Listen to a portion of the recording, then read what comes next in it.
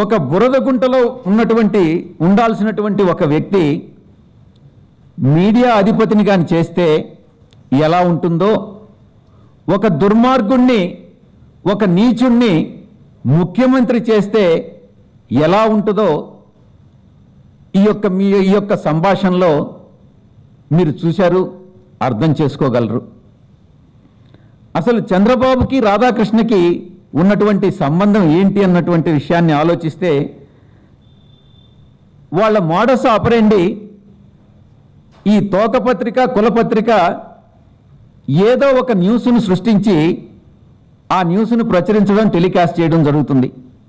దానికి చంద్రబాబు చాలా తీవ్రంగా స్పందిస్తాడు. ఆ స్పందనకి మనం ఏదో ఖండనిస్తాం.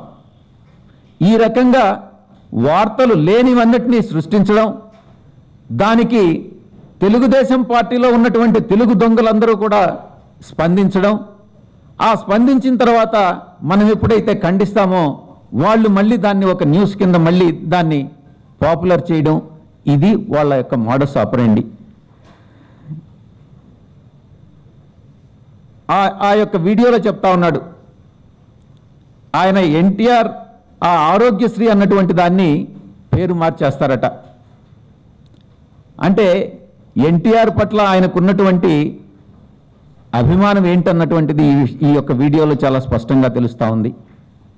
ఈ ఒక్క వీడియో కాదు, భవిష్యత్తులో ఆయన వారు ప్రకటించారు కదా, యుద్ధం ప్రకటించారు కదా, ఇంకా చాలా చాలా వీడియోలు వస్తాయి రాబోయే రోజుల్లో. ఎప్పుడైనా కూడా న్యూటన్ సిద్ధాంతం గుర్తుపెట్టుకోవాలి. చంద్రబాబు నాయుడు అయినా కూడా, రాధాకృష్ణ అయినా కూడా న్యూటన్ సిద్ధాంతం గుర్తుపెట్టుకోవాలి. ఏదైనా ఎంత వేగంగా మీరు వేస్తే అది అంతే వేగంగా తిరిగి వెనక్కి వస్తుంది అన్నటువంటి విషయం. కాబట్టి మీరందరూ కూడా ఈ యొక్క ఆంధ్ర రాష్ట్ర ప్రజలందరూ కూడా ఈ యొక్క సంభాషణ చూసిన తర్వాత అందరూ కూడా అర్థం చేసుకోగలరు. రాబోయేటటువంటి ఎన్నికల్లో బుద్ధి చెప్పాలన్నటువంటి విషయాన్ని నేను చాలా స్పష్టంగా ప్రజలందరికీ కూడా కోరుకుంటా ఉన్నాను. రాజకీయాల్లో చెదలు పట్టినటువంటి చీడ పురుగు చంద్రబాబు అయితే, మీడియాలో జర్నలిజం విలువల్ని మంటగలిపినటువంటి చీడ పురుగు రాధాకృష్ణ అనే దాంట్లో ఎటువంటి సందేహం కూడా లేదు. Thank you. మీరు ఏమైనా అడగదలుచుకుంటే మీరు అడగండి.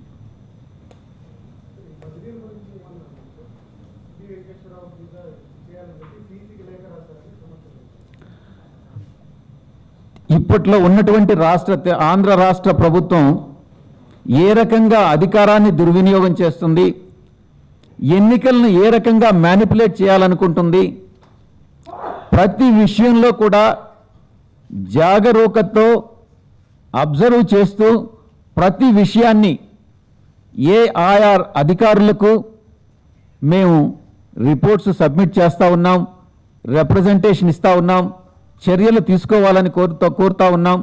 ప్రతిరోజు కూడా ఈ యొక్క రిప్రజెంటేషన్స్ ఇవ్వడం జరుగుతుంది.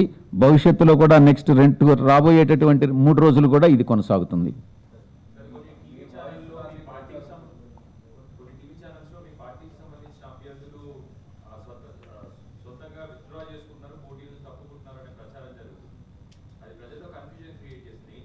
నేను చెప్పేది అదే కదా, రాధాకృష్ణ ఒక ఫేక్ న్యూస్ సృష్టిస్తాడు. ఆ సృష్టించినటువంటి న్యూస్ని ఈ తెలుగు దొంగల పార్టీ ఉంది కదా, తెలుగు దొంగల పార్టీ, తెలుగు ద్రోహుల పార్టీ, వీళ్ళు ప్రతి జిల్లా నుంచి ప్రతి మండలాన్ని నుంచి ఒక్కొక్క రకంగా మాట్లాడడం స్టార్ట్ చేసి ఆ ఫేక్ న్యూస్ని ఏదో అది నిజమైనటువంటి న్యూస్ కింద చిత్రీకరించేదానికి ప్రయత్నం చేస్తూ ఉంటారు. దాంట్లో వాస్తవం లేదు. మా 175 స్థానాల్లో మా అభ్యర్థులందరూ కూడా గట్టిగా నిలబడ్డారు, పోటీ ఇస్తారు. మేము తప్పకుండా మా పార్టీ విజయావకాశాలు ఉన్నాయి, అధికారంలోకి రాబోతున్నాం. అందుకే ఒక ఫ్రస్ట్రేషన్తో ఈరోజు చంద్రబాబు నాయుడు, ఆ తెలుగుదేశం పార్టీ నాయకులందరూ కూడా ఈరోజు మాట్లాడడం జరుగుతూ ఉంది.